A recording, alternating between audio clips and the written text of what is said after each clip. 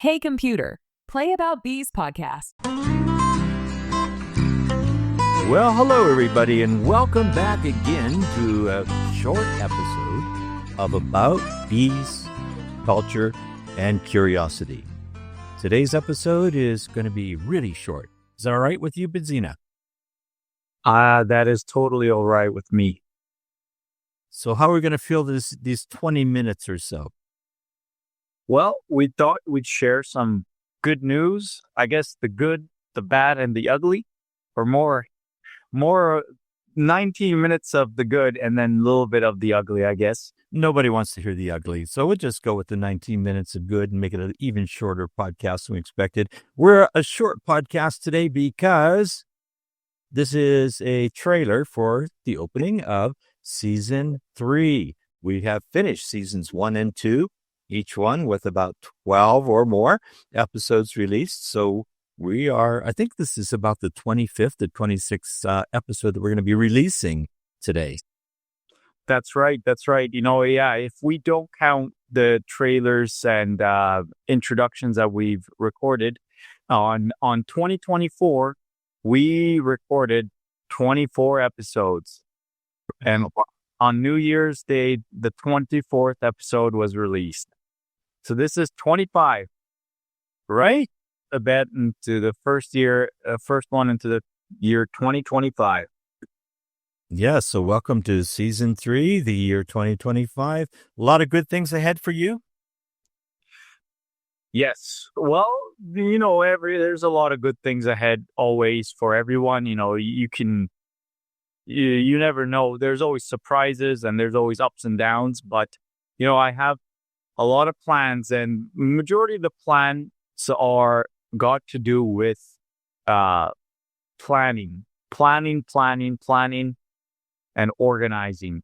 And, that's sometimes people say, you don't want to make things something too perfect before you release it. But in some cases, I think it's important and mandatory. And that's what the year of 2025 is year of perfection, a year of perfection from Bidzina. That's great.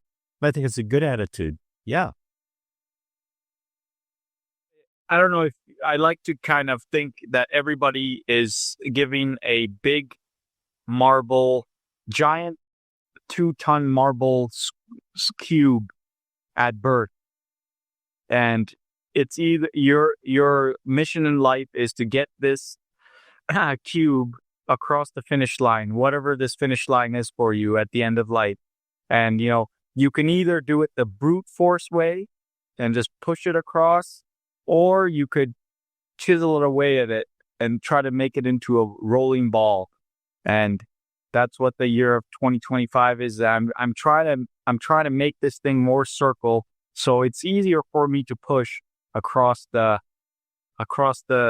valleys that I come across.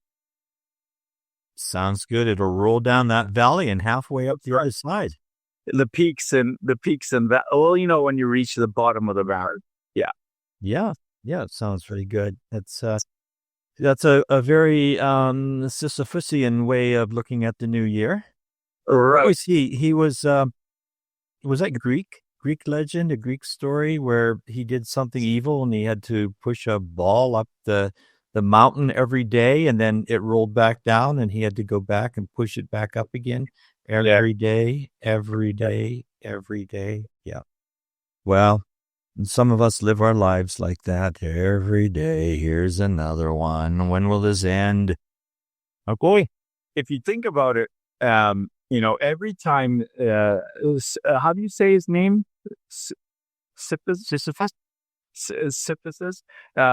Every time he would roll that boulder up, and then it would come back and roll it back up, he would get stronger every time he would do it. I didn't know that. I thought he got more and more tired until he finally gave up. I don't know. I would think if it was reality, if it was real, you would think that, after 12 hours of rolling or something, 12-hour shift, you got to stop, you got to eat. He's got to be getting food from somewhere. He's doing this every day. He's got to be nourishing. Yeah, I don't think we were expected to look into his dietary habits. It was more of a kind of what should I say, a legend that was supposed to be about the futility of life, that you do something, you push that heavy weight, and then it rolls back down again. It's just on and on and on like that. There was a interesting movie that I watched. I won't remember the title of it, so I probably shouldn't even be bringing this up. But it's a story about a missionary who goes into the jungles in Brazil. And first of all, he I think had killed his brother. I'm going to give away most of the movie, but I don't know the title, so it won't affect anybody. But the storyline then was built so much on this legend. And at one point, he was dragging some materials, some supplies, and somebody that was with him just took a knife and chopped it loose and said, forget about all this and just move on.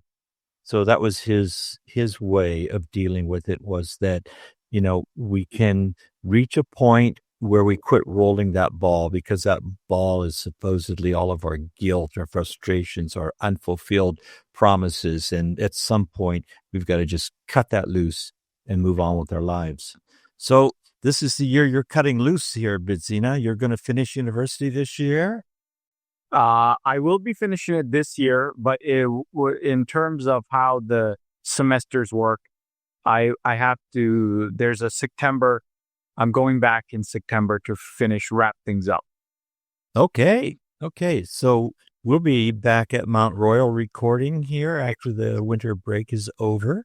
Yeah. And right now we're recording from our homes, you in your place and me over here where I belong. It's also minus 20 outside. So you brought up the idea that instead of us driving over to the university and using their studio today, why don't we just stay home? You in your home, me in mine. I even have tea here. See, it's tea. That's a Winnie the Pooh teacup, which I wouldn't be allowed to have there at the studio because they don't want things to spill all over their equipment, which I don't know. They don't trust us or what? Okay. What it is, but it must be that. So you will, by the end of 2025, be finishing your degree in marketing from the University of Mount Royal U. And then you are probably going to be.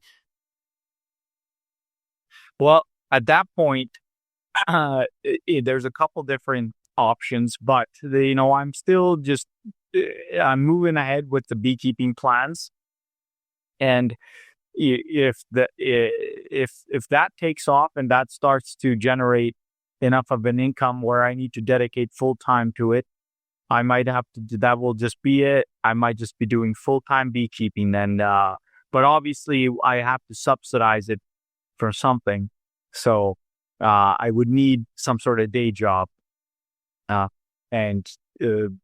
I'm currently doing an internship. Okay.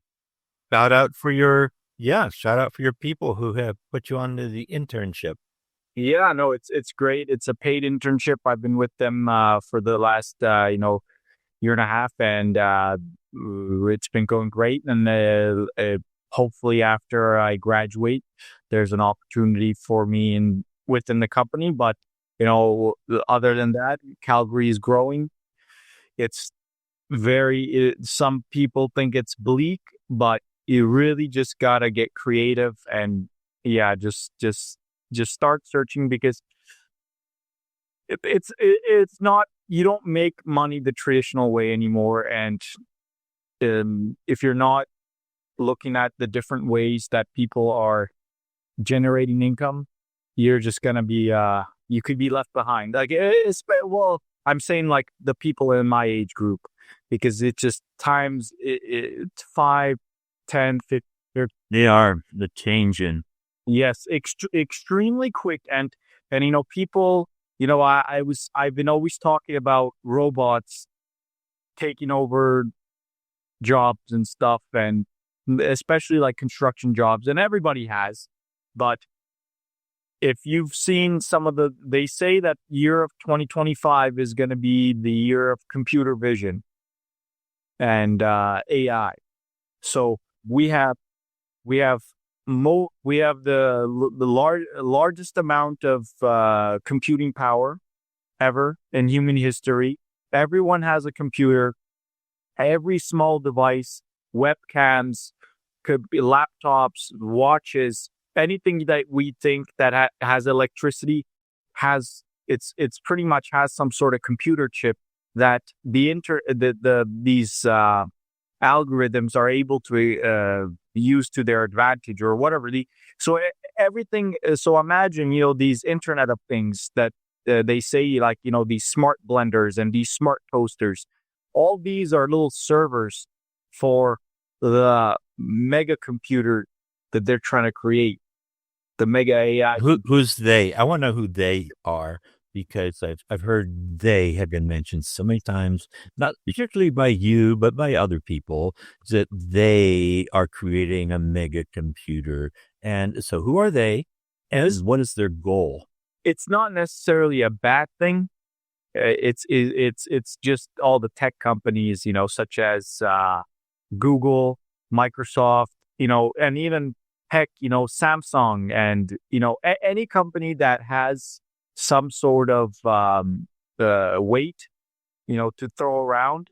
They are trying to stake their bets in this AI future or data future, because think of it as the wild, wild west. That's how it is right now. Everything is unclaimed, and who the strongest and the best with the most, the most ingenuity are gonna get the largest amount of claim. And there's, for example, they say Tesla. It's in the news lately. I don't know if you've heard about it. To Tesla, what happened in the news? Well, their stock price went up again. Well, their stock price went up, but their Cybertruck was used as a terrorist device. You think it was terrorism, or was it just some poor guy that kind of lost his balance? I heard that he had killed himself even before the explosion happened. I don't know actually but everybody is talking about the Cybertruck and how well it's constructed and this and that.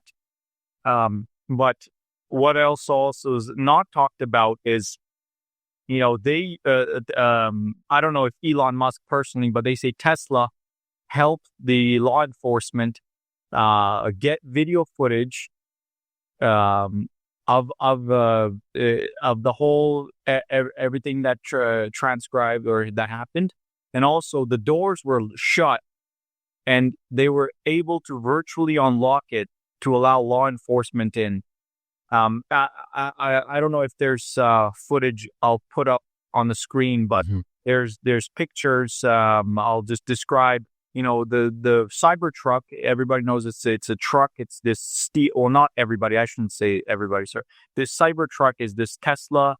It's Tesla's new truck that you can buy. The entire frame is steel.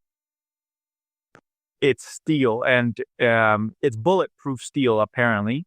And this individual put all the fireworks in the trunk of and gasoline. There was also gasoline in, and there's also a huge battery underneath the Cybertruck where they put all the stuff. We don't know what happened. These fireworks went off, huge explosion, and all the damage went above. None of the the collateral damage went sideways. Even the lobby doors of the hotel were not damaged. And only the person, the driving was killed. And so anyways, what they're saying, they were talking about how well it was constructed and this and that, but there was all this data that they were able to gather and use and virtually unlock the doors to help law enforcement. And essentially what I'm trying to get with the point of this is why Tesla is valued so hard. You mentioned the stock price and Elon Musk's net worth is, Tesla is not a car company. It's a data company. And that's Okay. and their AI, they're trying to make autonomous driving. They're very big on it, and they're almost, there's experimental pilot projects that they're doing. We're going to be soon seeing robot cars driving us around. You're going to be able to buy a car. It's going to take you to work, and then you're going to park. It's going to then go to work while you work, driving people around and generating income for you. So this is a new way that rich people are going to get richer. Okay. No, I'm all for that. Rich people getting richer. That's the way the world is supposed to work, isn't it? So normally I would dismiss almost everything you say as conspiratorial theory, but when it involves Elon Musk, it involves potentially, as I think you alluded to, a camera watching the guy kill himself inside the truck. So that probably has some hidden camera in there that can be monitored, and this special secret coding way of using of unlocking the doors to open it up. And also, don't forget that Tesla owns a system of satellites which are peering down on everybody that's in any outdoor kind of a place. Well, a backyard inside of your big cyber truck that you're about to explode. So all of this, I'm sure, I don't think any of this is conspiracy. It's all, that's the way the world's working now. And so how are we going to adapt that to this podcast? Are there things we can do for our podcast? And don't tell me that you're going to use AI. I absolutely don't want you using AI on these podcasts, because you're way too smart for that. You're smarter than AI. You have better ideas and more creative. And if AI wants to hallucinate and make up things, I'd rather it be Bidzina that's doing the hallucination. No. Okay. I think of AI as like a very dumb. It's like a calculator. You can make. The calculator, you can make it say boobs on it, or. Oh, I see. So that's what we're doing when we're using it. Well, yeah, I absolutely have to censor that part out, because, this is supposed to be a family-friendly program we're doing, and we don't use words like boobs on it anywhere, anytime, under any circumstance or situation, not even in a description of how you might have used your calculator in grade 8. But let's move on from here now. So I think what we'll do is, you said you have some statistics about how we did during the last 2 seasons 1 and season 2. So what do we have? Like, has anybody been following your YouTube channel portion of our work? Yes, I have been, YouTube is not the only place that I have been uploading. There's TikTok and Instagram, and, there's even LinkedIn that I have been making some posts. But we will focus on we'll focus on YouTube's numbers today. So we're only going to be talking about YouTube's number, not the other platforms. So this could be even more than what I say now. So we had about 47,000 views on our short clips on YouTube. So that was all our clips combined through. Holy AI Sisyphus. That is pretty darn good. 47,000 YouTube downloads of the shorts. So people at least get some exposure to what you're doing, and that's fantastic. Fantastic. And they're not just viewing, they're actually liking these. On average, we're getting 5 to 10 likes on some of the higher viewed videos. And, retention rate's very good as well. I don't even like our podcast that much. Yeah. This is good. This is really good. Very good. And then the videos itself, the long form videos, which take into consideration, these are about an hour and a half long. An hour and long on average. They have about 1,500 videos, so 1.5K views for the last 6 months. Okay. That's not overwhelmingly huge, but it's not bad at all for a very new, not even 6 months old podcast and YouTube program. I think the podcast numbers are very similar. They are a different audience. They certainly do appeal to people who are driving, who are trying to fall asleep at night and have their eyes closed, so they're not watching the YouTube, but they're listening to us through the podcast portion of our productions. And we have very similar numbers. We've got close to 2,000 people have been downloading, 2,000 downloads of our podcast. Not, again, a huge number, but it's growing. And really happy to see our numbers, meaning that we're capturing something of an audience, or at least, there are that many fools who tune in once and listen for a few minutes and then shut it off, and we get credit for that. It's good. Hey, I'll take a humble brag where I can get one.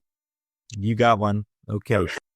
And then, we have 97 subscribers to the YouTube channel. And okay.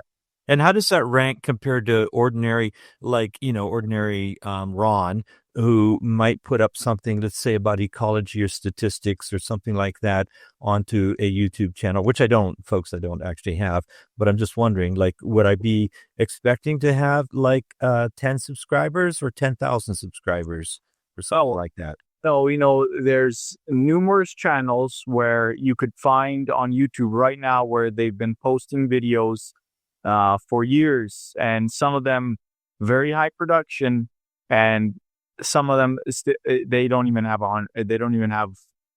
close to 100 subscribers. Wow. And here we've only been at it for 6 months, and we have very low production standards. I would say, this would be close to either minimum to sometimes to adapt. Like we could really turn it up a notch. Okay. Yeah, we can turn it up a notch. I think you're capable of that, but I'm already at the plateau of perfection, so it'll be difficult for me to turn it up any notches at all. But yes, we should try a little harder.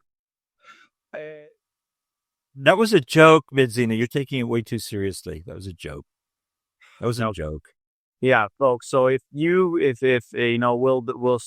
as this progresses, so will the podcast will get better. It will evolve.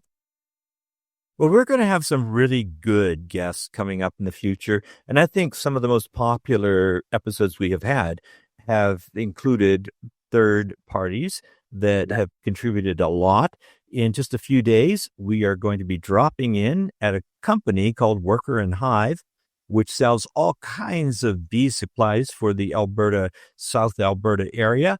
And I think they do quite a lot of mail order business now too. But we have an expert there who will be showing us how candles are made. So we have never had any episode dealing with wax or candles.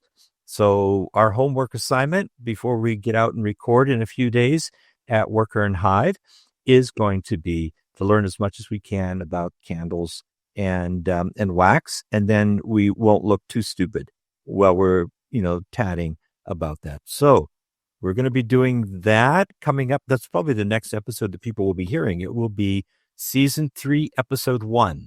This officially is season 3, episode 0. We're already up past 20 minutes, but we're just going to do a couple more mentions about what's coming up, if that's okay with you, Bidzina. Let's do it. Okay. So we have on the roster, we have an expert who is a honey judge, and she's going to tell us how to prepare honey for honey judging. So she'll be coming on. That's Linda. She'll be coming on in a few weeks. We have got I'm just going to reach out to a lot of different people, but we have got a person who is a very large scale queen producer in the United States. Yeah, I want to hear what their background, their history, and how they create or do, tens of thousands of queen cells. I think it could be 100,000. I don't know, but it's up in that kind of number. And we have a lady in the state of Arizona outside of Tucson, who has promised to come on and chat a bit about Africanized bees and rescuing bees from very vulnerable situations where these Africanized bees can cause a lot of harm. She goes in and she tries to save the lives of all those bees, and generally she succeeds. So she'll talk about that. We had a list. I had a list that I sent to you, but I can't find it now. And I don't remember who else I had on that list, but we're going to have enough interesting people. Plus you, I mean, you're one of the most interesting people I think anybody has ever been able to meet, talk about, or, with your mixed martial arts, your creation of a new label in honey, the real deal honey, with your new experience, like you're what I generally call a second year beekeeper, even though you've got 3 or 4 years under your belt. And by that, it's a very condescending, rude term that experienced beekeepers apply to anybody who's new, because by the second year, you've overcome your fear of bees, you know a little bit about bees, and you've got like the whole world is your bee oyster. And you've got all this optimism and enthusiasm and ideas. And then you can look at the old timers like me and many others like us and just kind of say, you guys don't know anything. What? Is that true? Or you're past that point now. Learning, but when I started beekeeping, I said to myself, okay, I'm giving myself 5 years at this. And this is before even anybody talked to me. This was my own thought process. I'm going to give myself 5 years. We're going to give it a shot. If something comes of it, great. If nothing comes of it, then we'll move on to something else. And, here we are around the 5th year. And I'm very optimistic. I'm not giving up. All right. That's the spirit. I like hearing that. So we're going to have a great season coming up with you on board. That's really super. I'm glad you're still going to be at it. And I think we're going to wrap here, if it's okay with you. That's a nice upbeat way to end this with some really nice statistics and an ongoing project and a growing audience and some really super guests lined up for the new season. And some special things. So stay tuned. Stay tuned. All right. Okay. You want to take us home from here? Yes, everyone. Please join us at Monday, 8 a.m. Mountain Standard Time for a fresh episode about bees and everything bee related. Thank you, Ron, for another great episode. You bet. See you. Bye-bye.